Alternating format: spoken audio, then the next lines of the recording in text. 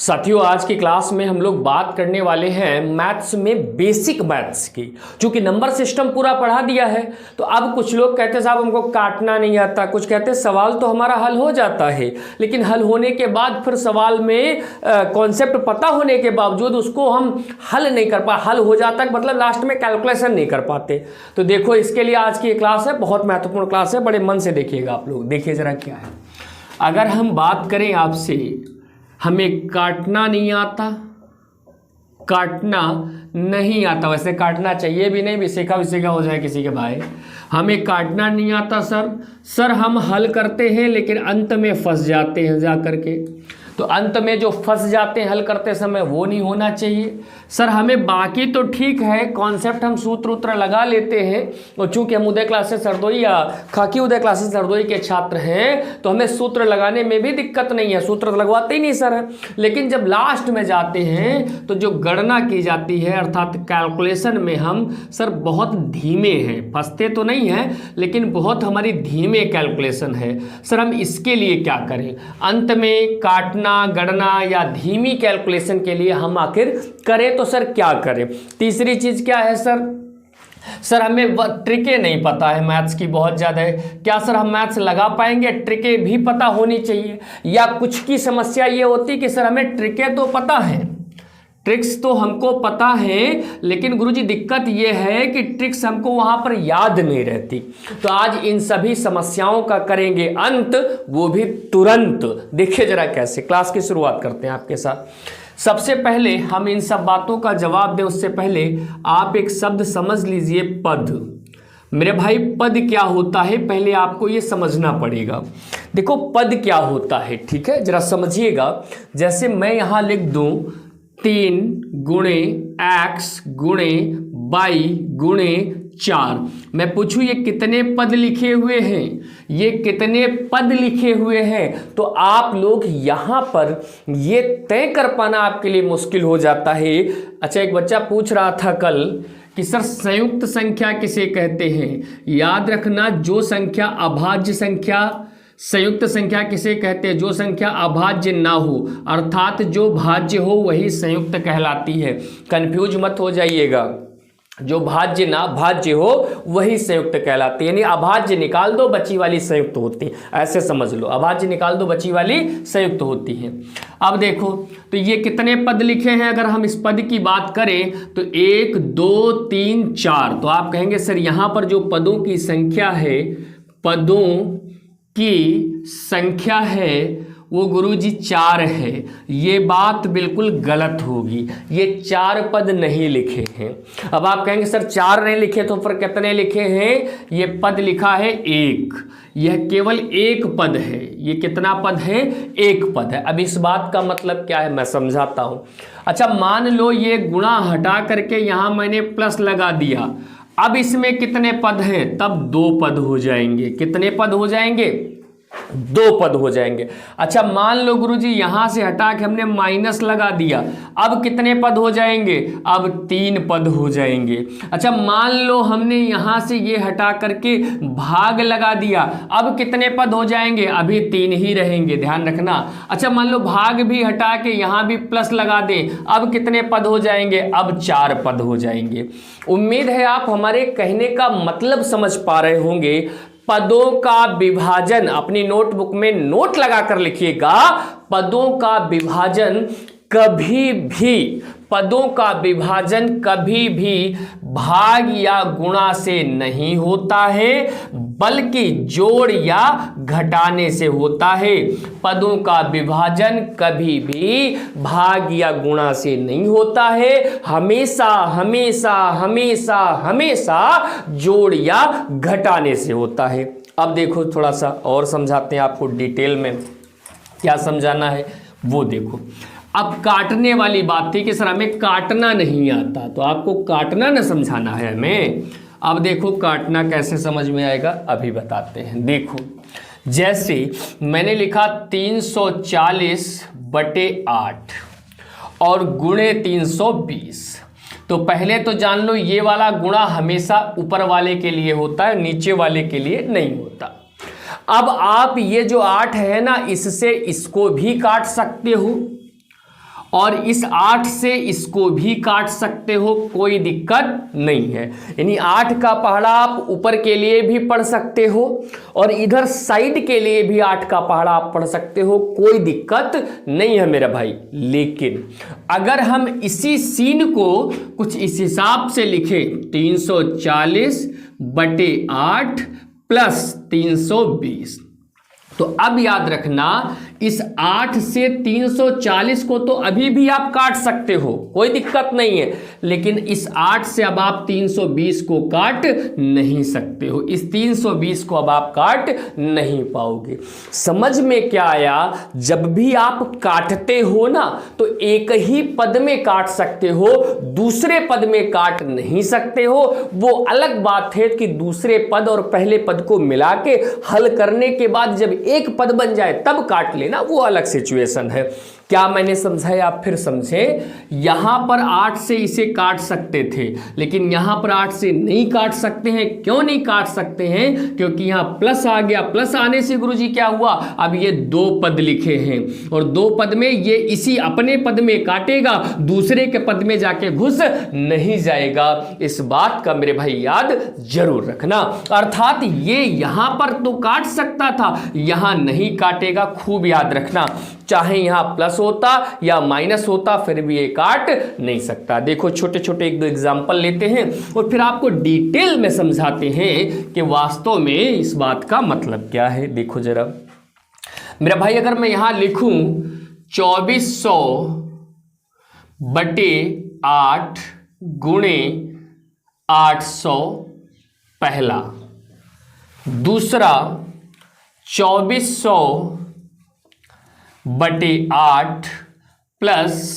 100 या 800 ही लिख दो, चलो 800 ही लिख दो, सेम।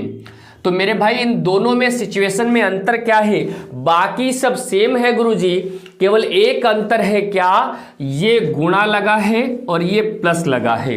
मेरा भाई अब देखना जरा, इस 8 से यहां भी काट सकते हैं और इस 8 से यहां भी काट सकते हैं। हमारा मन यहां काटने का है तो 8 × 8, 8 × 8, दोनों 0 ऐसे। चूंकि गुणा लगा था मेरा भाई तो 2 और 2 कितने 0 हो गए? 4 0 हो गए और 24 × 1 24, यानी कि ये वाली सिचुएशन जो है वो क्या हो गई? आंसर हो गई। ध्यान देना। अब मान लो इसी छटपटाहट में तुम कहा गुरुजी अगर तुम काट सकते हो ना तो मैं भी काट सकता हूं, और आपने क्या कर दिया? 8 × 8 कर दिया और काट दिया। जैसे ही काट दोगे मेरा भाई सब छीछा लेदर कर दोगे। ये नहीं कट सकता। अब ये यहां से नहीं कट सकता, फिर या तो ऊपर कटेगा नहीं तो बटे कैल्शियम लेके हल किया जाएगा। तो ऊपर फिलहाल कट रहा है, 8 × 3 = 24। अब ये जुड़ जाएगा, 8 × 3 कितना हो जाएगा? 1100। तो अब आप उम्मीद है कि इतनी बात हमारी समझ पा रहे होंगे कि कब कटना है और कब नहीं कटना है। अभी बहुत सारे प्रश्नों का जवाब देना, अभी तो कटना और ये सब बता रहे थे। ट्रिक्स कैसे काम करती हैं, धीमे तेज हमारी ट्रिक हमें याद नहीं आती है तो सवाल लगाते तो फला दिक्कत है, ढमका दिक्कत है और सारी दिक्कतें उस पर भी आएंगे। ये चीज़ समझ गए? अच्छा अब चलते हैं थोड़ा और आगे। अभी तो आपको काटना सिखाना है। 5 प्रश्न मैं और दूंगा और फिर मैं अगली बात का जवाब दूंगा, ठीक है? 5 प्रश्न अभी मैं और दूंगा और उसके बाद अगली बात का आपको जवाब दूंगा। तो देखो जरा मेरे भाई अगला प्रश्न है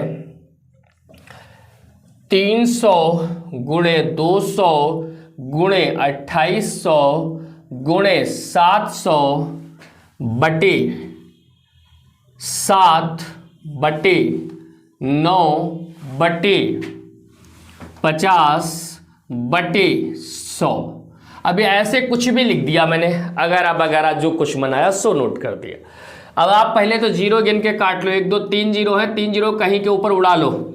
1 2 3, चाहे जहां से उड़ा देते कोई दिक्कत नहीं। क्यों चाहे जहां से उड़ाने में दिक्कत नहीं मेरा भाई? क्योंकि ये पद एक ही लिखा हुआ है।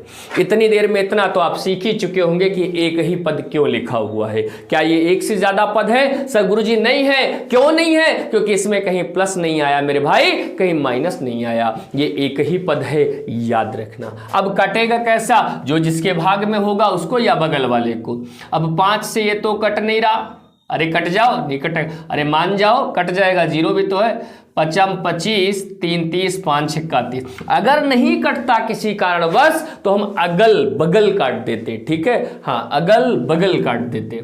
अब देखो 9 से काटना था गुरुजी, 3 1 3, 3 3 9। अब यहां से देखो 7 से 7 कट गया।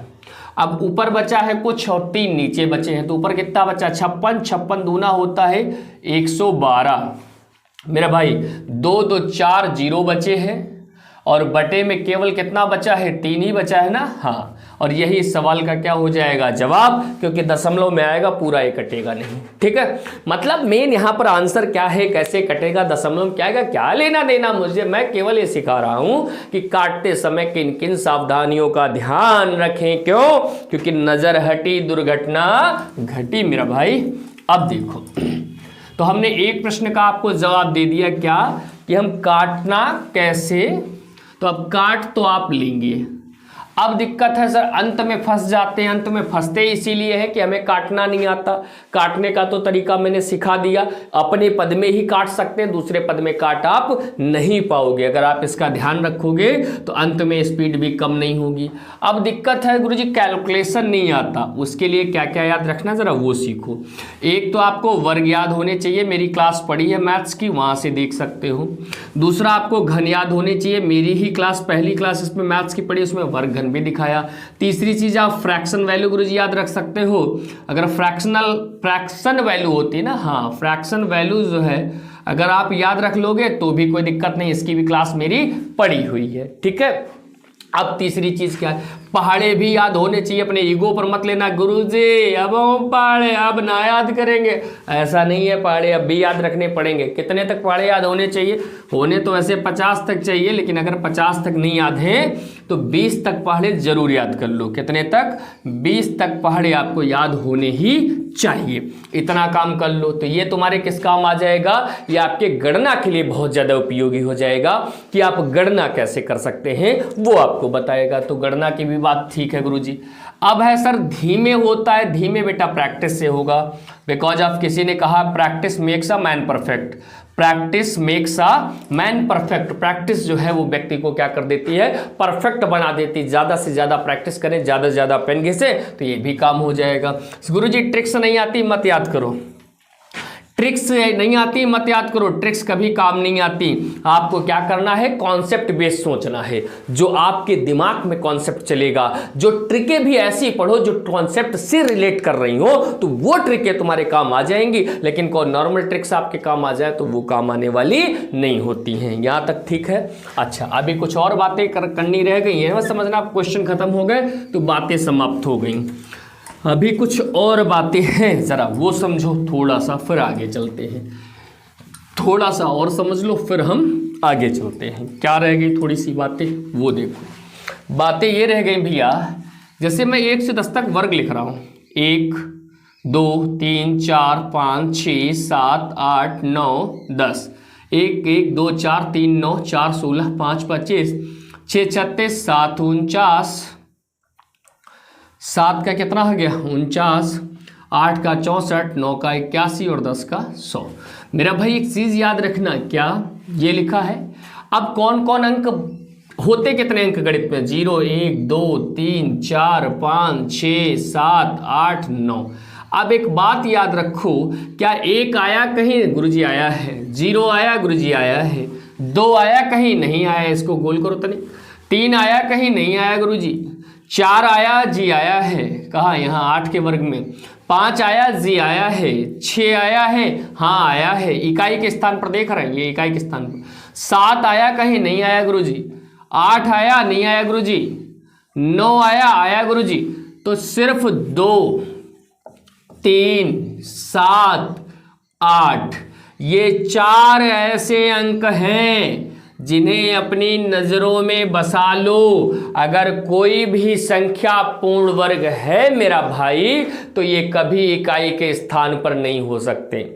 एक पूछा गया प्रश्न है उत्तर प्रदेश पुलिस में भी कई बार, 4 ऑप्शन दे दे कहेगा बताओ कौन सा पूर्ण वर्ग नहीं हो सकता, तुरंत चेक कर लेना। अगर इकाई के स्थान पर इनमें से कोई अंक आया है तो वो कभी भी कभी भी कभी भी कभी भी पूर्ण वर्ग नहीं होगा। अच्छा गुरुजी घन में भी ऐसा कुछ पंगा है क्या? आओ चेक कर लेते, अभी पता चल जाएगा घन में ऐसा है या नहीं है, लेकिन वर्ग में तो है जो आपने अभी अभी देखा है। देखो जरा, अगर हम बात कर लें घन की तो ज़रा घन में भी देख लो थोड़ा सा। अगर घन की बात करें तो 1 का घन 1 है, 2 का है 8 है, और 3 का 27, 4 का 64, 5 का 125, 6 का 216, 7 का 343, 8 का 512, 9 का 729 और 10 का 1000। मेरा भाई एक चीज समझो, क्या हमारे पास अंक कौन 0, 1, 2, 3, 4, 5, 6, 7, 8 और 9। अच्छा अब बताओ, देखो क्या 0 आया है गुरुजी, 1 आया है, हाँ आया है गुरुजी, 2 आया है, हाँ आया है गुरुजी, कहाँ इकाई के स्थान पर, ध्यान रखना।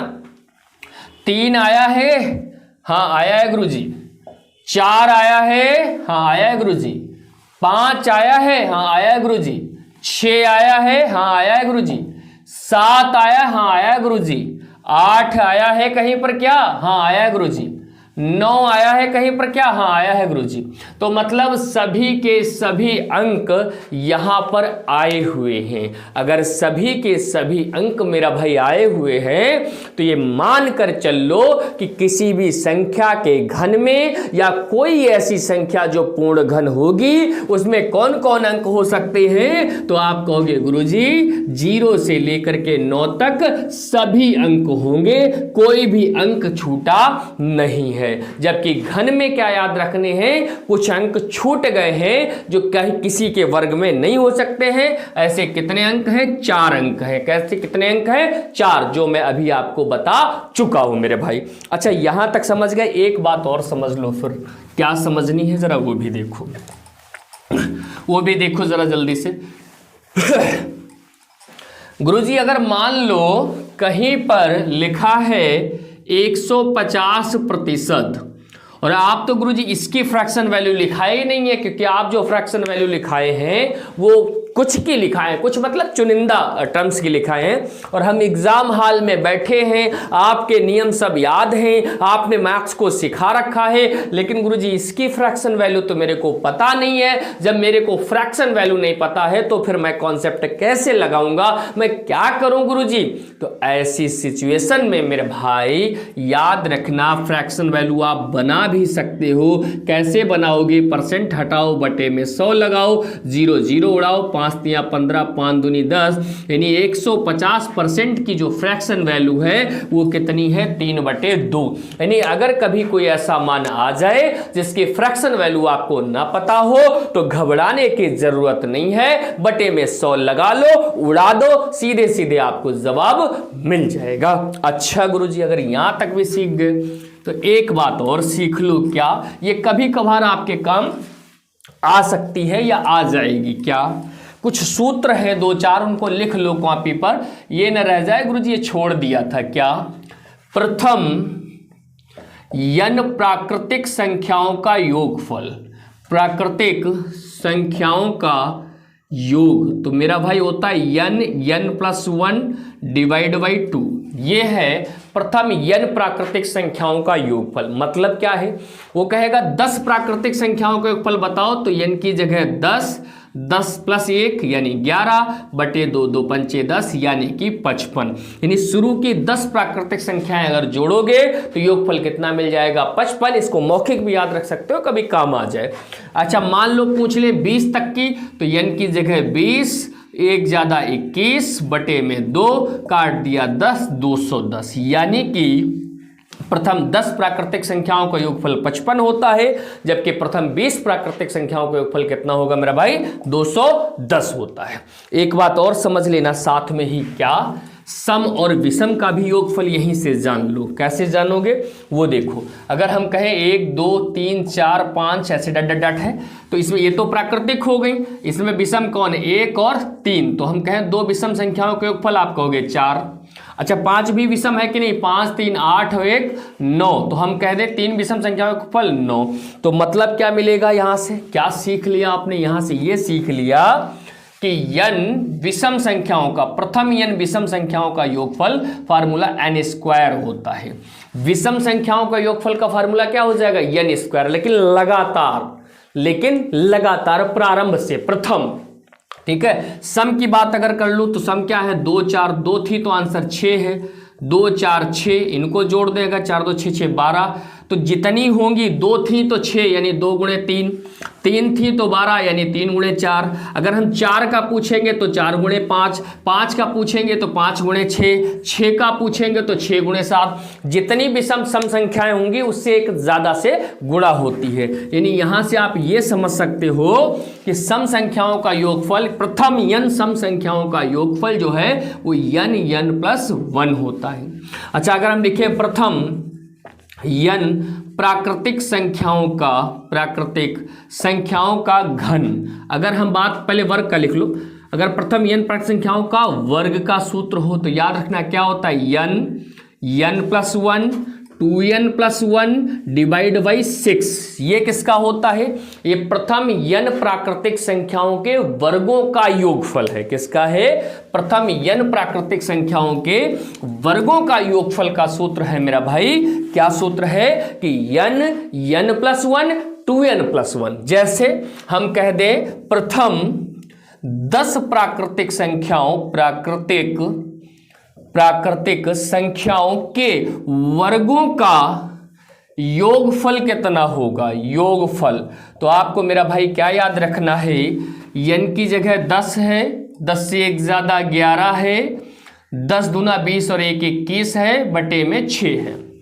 ठीक, कुछ नहीं करना, हल कर लो, 3 दूना 6, 3 सत्ते 21, 2 पंचे 10, 11 सत्ते 77, 77 पंचे 5 सत्ते 35 के 5 हासिल के 3 5 सत्ते 35 दिन 38 385। यानी प्रथम 10 प्राकृतिक संख्याओं के वर्गों का जो योगफल होगा वो कितना होगा 385। ऐसे अगर 20 का पूछे तो n की जगह 20, 20 से 1 ज्यादा गुणे 21, 20 दूनी 40 से 41, यानी 20 गुणे 21 गुणे 41 बटे 6, 3 दूनी 6, 3 सत्ते 21, 2 दहम्मा 10, 7 एकन 7, 7 चौके 28, 2870, यानी कि 7 एकन 7 चौके 28, ठीक 2870, यानी प्रथम 20 प्राकृतिक संख्याओं के वर्गों का योगफल कितना होगा 2870। 10 की बात करें तो 385। ये क्या सिखाया, ये सिखाया वर्गों का योगफल। अगर हम घनों के योगफल की भी आपसे बात कर ले मेरा भाई, तो देखो उसके लिए सूत्र क्या है, प्रथम n प्राकृतिक संख्याओं के घनों का योगफल। अगर घनों के योगफल की बात कर ले तो वर्ग का, अभी प्रथम n प्राकृतिक संख्याओं का योगफल लिखे थे, क्या लिखे थे n प्लस 1 बटे 2, और जब घनों कह दे तो इसी पर स्क्वायर लगा देना बस। तो अब देखो कैसे, जैसे वो कहेगा प्रथम 10 प्राकृतिक संख्याओं के घनों का योगफल क्या होगा, तो कुछ न करना, n की जगह 10, 10 से 1 ज्यादा 11 बटे 2 होल स्क्वायर, 2 पंचे 10, 11 पचे 55 का वर्ग, कैसे 5 का 25, 6 पंचे 30, 30 25 इस सवाल का बिल्कुल सही जवाब हो जाएगा। ये क्या था, प्रथम n प्राकृतिक संख्याओं के घनों का योगफल। तो मैंने आपको सिखाया प्रथम n प्राकृतिक संख्याओं का योगफल n प्लस 1 बटे 2, प्रथम n सम संख्याओं का योगफल n इंटू n प्लस 1, विषम संख्याओं के योगफल n स्क्वायर, प्रथम n प्राकृतिक संख्याओं के वर्गों का योगफल n प्लस 1 2n प्लस 1 बटे 6, घनों का योगफल n प्लस 1 बटे 2 का जो मान आए उसका वर्ग कर दो, वही आपके घनों का योगफल कहलाएगा। ये छोटी छोटी थोड़ी बातें थी, मैंने कहा इनको भी बताता चलता हूं आपको, जिससे कोई चीज छोटी महसूस ना हो। आइए यहां तक भी आपको बातें हमारी क्लियर हो गई होंगी। एक बात और बता दूं फिर मैं आगे चल जाऊं। आज क्लास आपकी बहुत लंबी नहीं खींचूंगा मैं, जल्दी थोड़ा सा क्लास को छोड़ दूंगा। कारण ये है कि नंबर सिस्टम हम लोगों ने कंप्लीट कर लिया है, अब नंबर सिस्टम की बची प्रैक्टिस में सोच रहा हूं 50 प्रश्न करा दूं।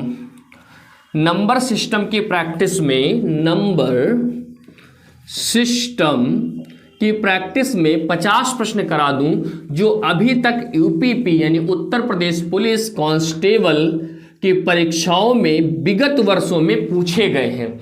जो पूछे गए प्रश्न हैं उनमें से 50 प्रश्न आपको करा दूं, जिससे इस टॉपिक से कोई भी प्रश्न आए छाती ठोक के कहो कि भाई मुझसे ऐसा हो ही नहीं सकता कि ना हो, कोई ऐसा प्रश्न नहीं जो हमसे हो न पाए। तो उम्मीद करता हूं आपको मेरी ये बात समझ में आई होगी। आज क्लास को फिर मैं यहीं पर समाप्त करता हूं और कल यहीं से कंटिन्यू करूंगा। तब तक के लिए खुश रहें, मस्त रहें, जीते रहें, अपने माँ बाप का सम्मान करते रहें।